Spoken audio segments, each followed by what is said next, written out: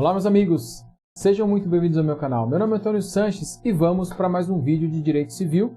Nesse vídeo, eu vou falar com vocês sobre conceito e elementos das obrigações. Lembrando que aqui vocês encontram todas as minhas redes sociais, mas, se vocês quiserem, basta clicarem aqui nesse botãozinho no canto inferior direito, vocês estarão inscritos no meu canal, ativem as notificações, porque toda semana a gente tem vídeo novo. Ok? Vamos falar então de conceito de obrigação. O que é uma obrigação? Vamos lá.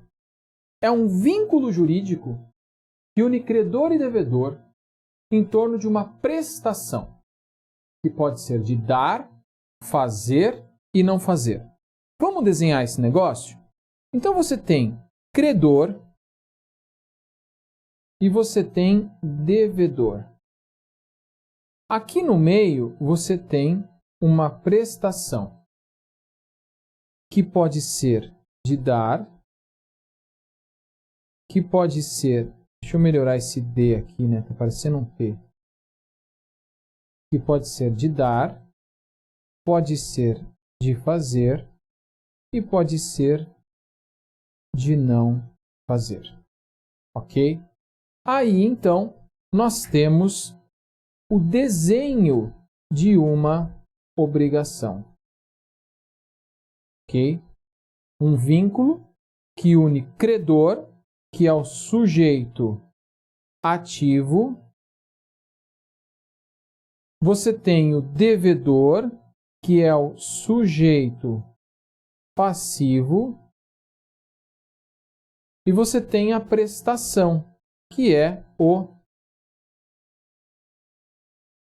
objeto da obrigação. Ok? Isso tudo é uma obrigação. As pessoas pensam que obrigação é só a parte do devedor.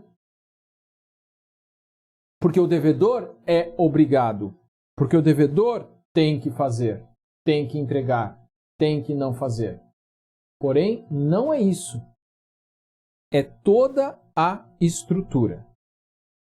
Agora, nós vimos a estrutura, vamos decompor essa estrutura. Vamos estudar cada um desses elementos da obrigação. Ok? Vejamos então os elementos das obrigações. E eu vou desenhar de novo aqui para vocês. Vocês têm, só que agora eu vou fazer tudo de cor diferente, tá?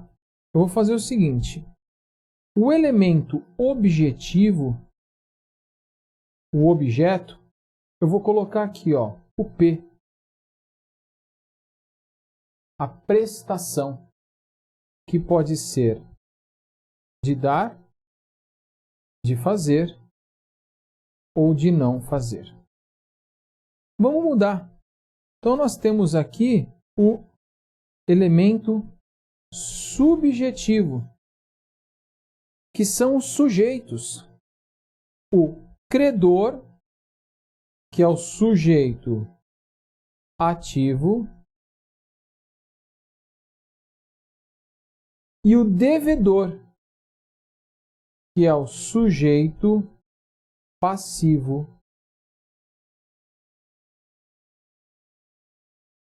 Vamos também fazer direitinho o P. E a gente também tem o elemento espiritual, o vínculo jurídico, que eu vou fazer aqui de verde. E o vínculo jurídico está aqui, ó.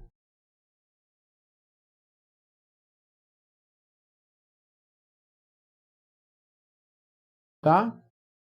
Então, cada um desses é um elemento. Eu tenho o elemento subjetivo, que são os sujeitos, que eu coloquei em azul para vocês. Eu tenho o elemento objetivo, que é o objeto, que eu coloquei em vermelho. É uma prestação, que pode ser de dar, fazer e não fazer.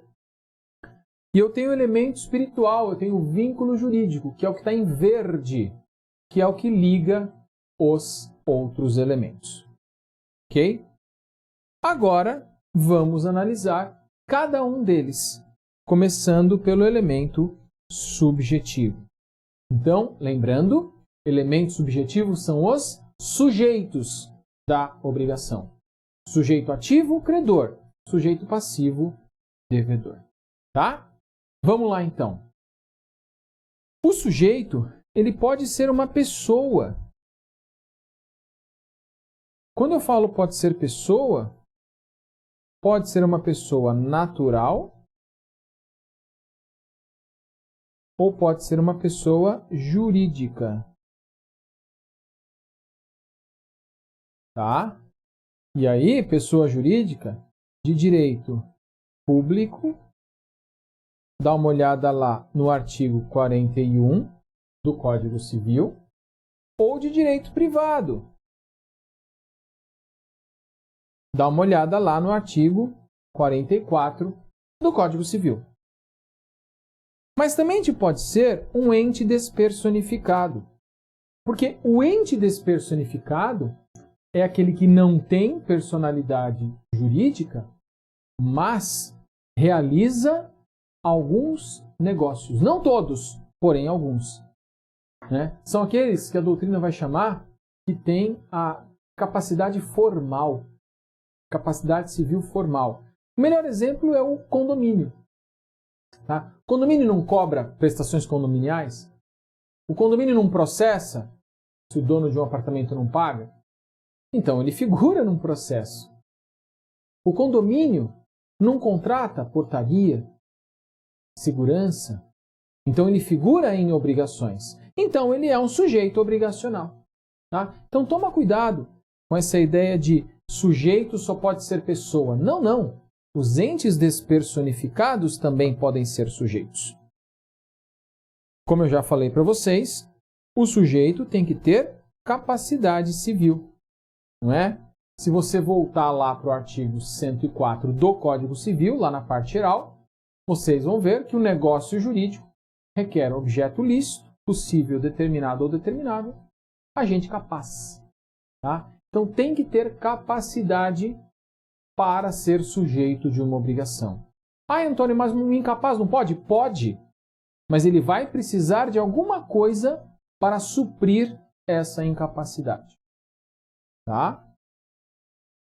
E o sujeito pode ser inicialmente indeterminado. Por exemplo, o vencedor de uma competição. Tá? Eu não estou falando de jogo de azar, estou falando de competição. Então, competição, você tem, por exemplo, uma competição e o vencedor vai ganhar um prêmio em dinheiro. O devedor disso, já temos.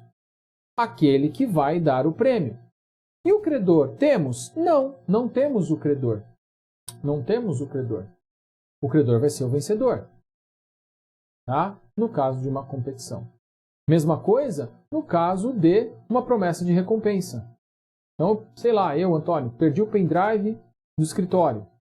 E aí eu anuncio lá na sala de aula com meus alunos. Olha, quem me trouxer o pendrive ganha R$50, R$500, R$1.000, sei lá. Então, no momento em que eu afixei essa promessa de recompensa, eu já estou obrigado. Eu já tenho uma obrigação. Só que o lado de lá é um sujeito indeterminado. Eu vou ter que entregar o dinheiro para quem me trouxer o pendrive. Ok? Elemento subjetivo. Agora, vamos falar do elemento objetivo. Talvez o mais complexo aqui dos elementos. Ok? Elemento objetivo, nós temos aí o objeto. Ok? Nós temos o objeto, que pode ser imediato, né? Que é a espécie de prestação. Então, o objeto imediato vai ser o quê? Vai ser um dar, vai ser um fazer, vai ser um não fazer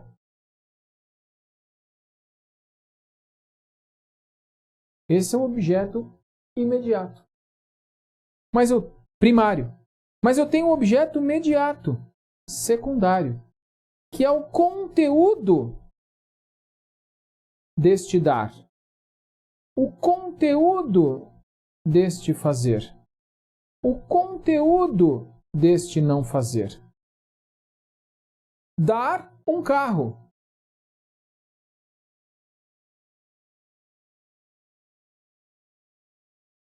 Aí, qual é o objeto imediato? É dar. Deixa eu apagar aqui para ficar mais claro para vocês. Dar um carro. Entregar um carro. Objeto imediato. Dar. Objeto imediato. O carro. Ok? Esse objeto também precisa ser lícito. Lícito pro direito obrigacional vai além da estrita legalidade. Licitude significa ser legal e ser moral. Ok? Então, o objeto ele não pode ferir o ordenamento, não pode ferir as regras jurídicas e também não pode ferir a moralidade. Uma prestação imoral não é reconhecida pelo direito civil. Vamos imaginar então prestação de serviços de prostituição. Todo mundo sabe, exploração de prostituição é crime. Prostituir-se não é crime. Tá? Então, não existe no direito algo proibindo que pessoas se prostituam. Tá? Muito menos infração penal. Agora, não seria possível exigir o adimplemento de uma obrigação consubstanciada em serviços sexuais. Então, aquele que pagou por serviços sexuais que não foram prestados, não vai conseguir exigir essa prestação. Por quê? Porque é imoral. E a moralidade, ela é aferida no meio termo, naquilo que é moralmente aceito numa dada sociedade, numa dada época. Hoje no Brasil, prostituição continua sendo imoral. Tá? É diferente de países da Europa, em que a prostituição muitas vezes é regulamentada. Tá? Então, o conceito de licitude do objeto vai para além da estrita legalidade. Tem que ser legal e tem que ser moral. Se for ilegal, não temos obrigação. Se for imoral, também não temos obrigação. Ok? Vimos aí, então, a licitude. Também temos a possibilidade. O objeto tem que ser possível. Ok? Agora, quando eu vou falar de impossibilidade, eu tenho dois tipos de impossibilidade. A impossibilidade jurídica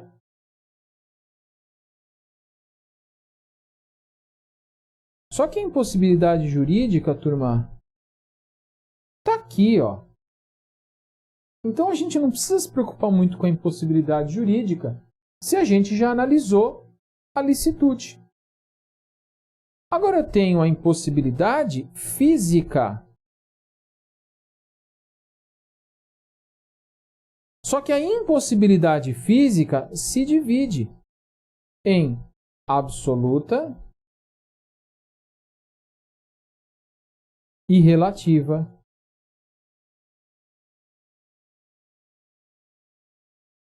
O que é a impossibilidade física absoluta? é aquilo que é impossível para qualquer ser humano. É possível. Por exemplo, é impossível, não é exemplo meu, né, gente? Pelo amor de Deus, é da doutrina. É impossível colocar toda a água do oceano dentro de um copo. É impossível encostar as mãos na Lua sem tirar os pés do chão. Então, a impossibilidade absoluta, a impossibilidade física absoluta, inviabiliza a constituição da obrigação. Não adianta eu colocar no papel que eu me obrigo a encostar a mão na Lua sem tirar os pés do chão, porque isso é fisicamente impossível e, nessa medida, o direito não empresta validade a isso. Isso é um nada jurídico. Mas eu tenho a impossibilidade física relativa. A impossibilidade física relativa é a impossibilidade para algumas pessoas, mas não para todas. A impossibilidade física relativa não altera a relação obrigacional. Ela nasce, e nasce perfeita. Por exemplo, eu, Antônio, eu não consigo correr 10 metros, 100 metros em 10 segundos. Mas tem gente que consegue.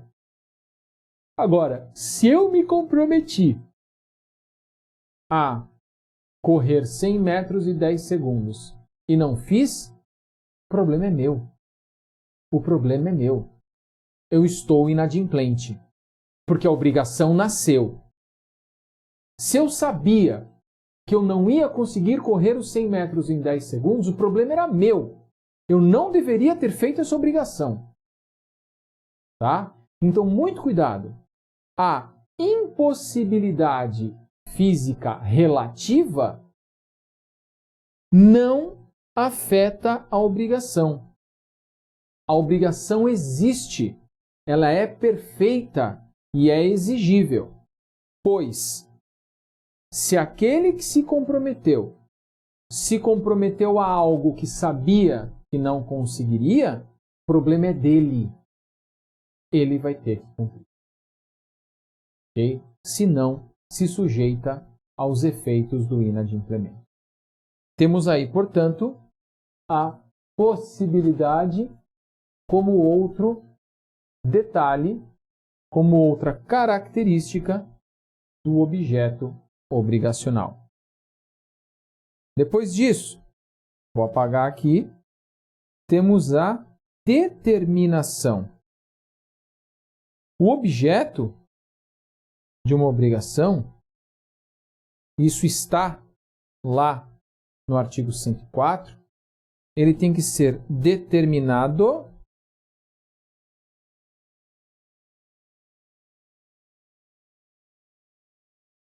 ou ele tem que ser determinável.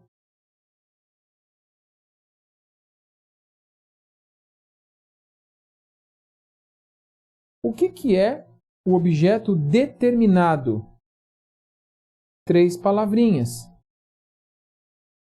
É aquele em que eu tenho o gênero, é aquele em que eu tenho a qualidade e é aquele em que eu tenho a quantidade. Gênero, soja. Qualidade, tipo 1. Quantidade, 100 sacas. Ok? Então, se eu te vendi 100 sacas de soja, objeto determinado, tudo tranquilo. Agora, quando que o objeto, apesar de ser indeterminado, ele é determinável? Ele tem que ter 2 daquelas 3 de cima. Ele tem que ter o gênero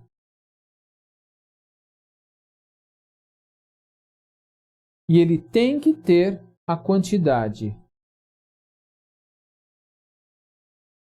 Gênero, olha lá, ó. soja. Quantidade, sacas de soja. Ok?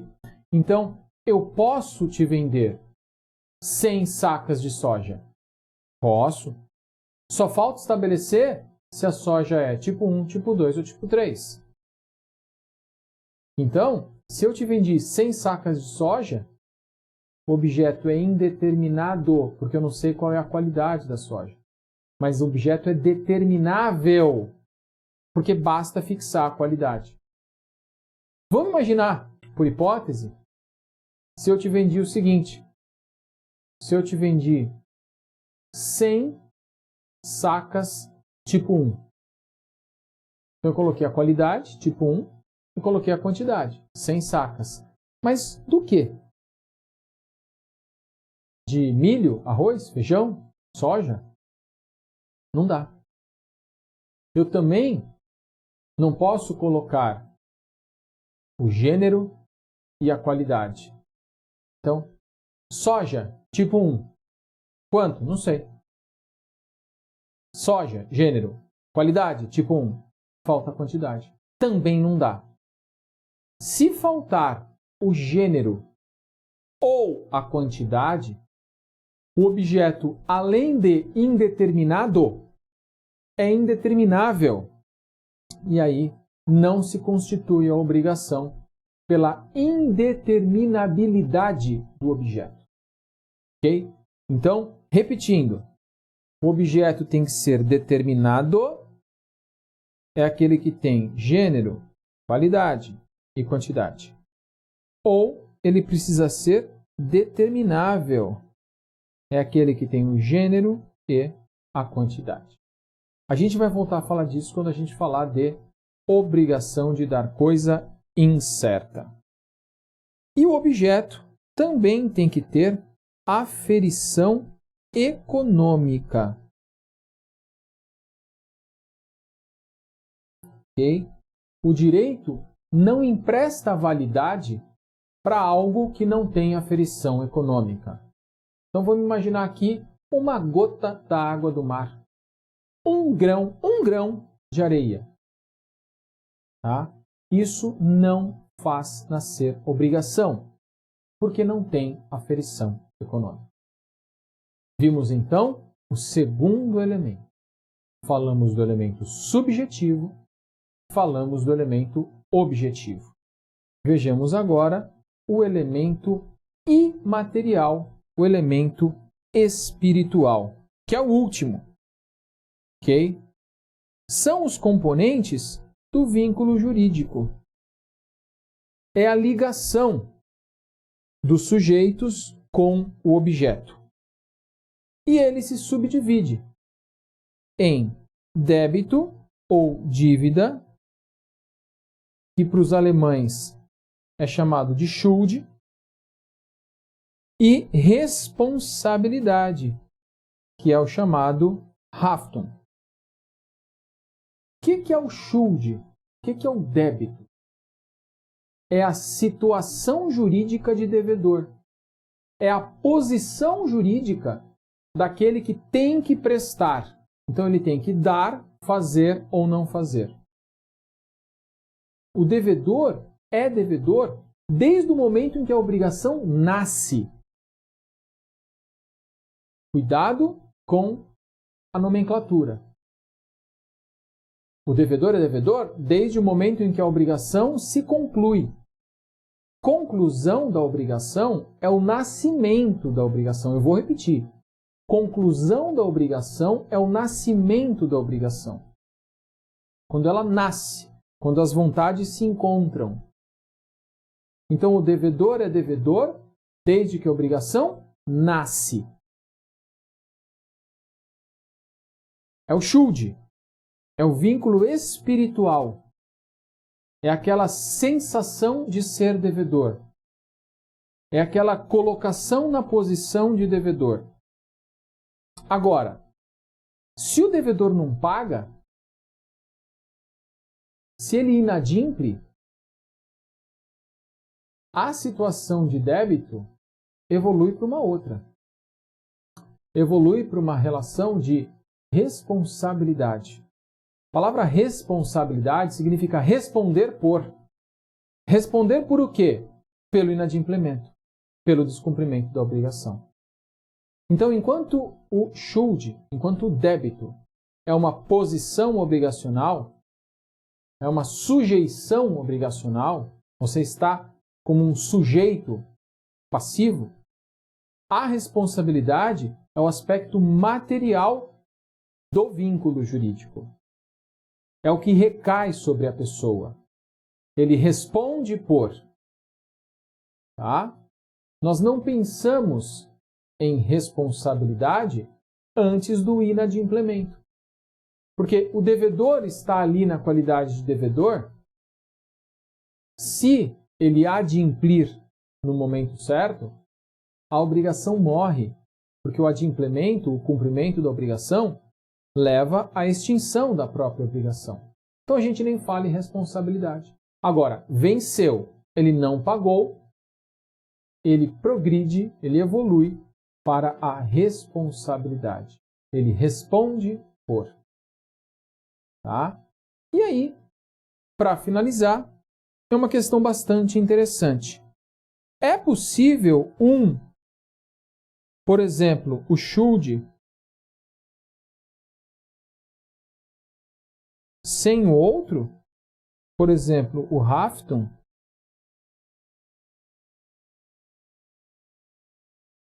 Será que é possível haver dívida sem responsabilidade? Ou responsabilidade sem dívida? E a resposta é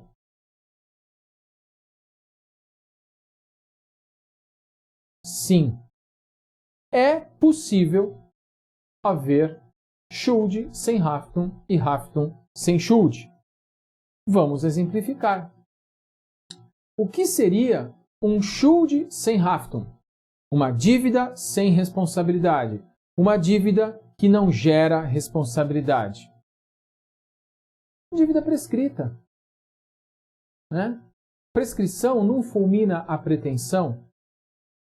Quando acontece a prescrição, o credor não fica impedido de cobrar? Fica. Pronto. É o schuld, é a dívida, sem o Haftung. Aí você fala, nossa, Antônio, mas espera aí. Aí não vale. Ela tinha o Haftung, essa obrigação. Mas ela deixou de ter porque a pessoa comeu bola, demorou muito e deixou prescrever. Tá bom, dívida de jogo. Dívida de jogo. A dívida de jogo já nasce sem poder ser cobrada. Tá? A gente vai falar mais para frente. Mas o schuld sem Haftung é a chamada obrigação natural. E aí você subdivide na obrigação essencialmente natural, aquela que já nasce sem o Haftung, um exemplo, a dívida de jogo, ou obrigação acidentalmente natural, aquela que nasceu perfeita, mas por algum acontecimento se tornou natural. Exemplo, a obrigação prescrita, a dívida prescrita. Ela era perfeita, ela poderia ser cobrada, mas um acontecimento posterior fez com que ela não possa mais ser cobrada. Qual acontecimento? O curso da prescrição. Aí vem lá. E agora, Antônio? Você falou que tem Haftung sem schuld também. Isso quer dizer que tem responsabilidade sem dívida? Tem. Tem. E o fiador? O fiador é devedor? Não. O fiador não é devedor. Ele só responde se o devedor não pagar. Então aí nós temos o caso de alguém que tem a responsabilidade e tem o Haftung sem o schuld, sem a dívida. Ok? Conceito e elementos das obrigações.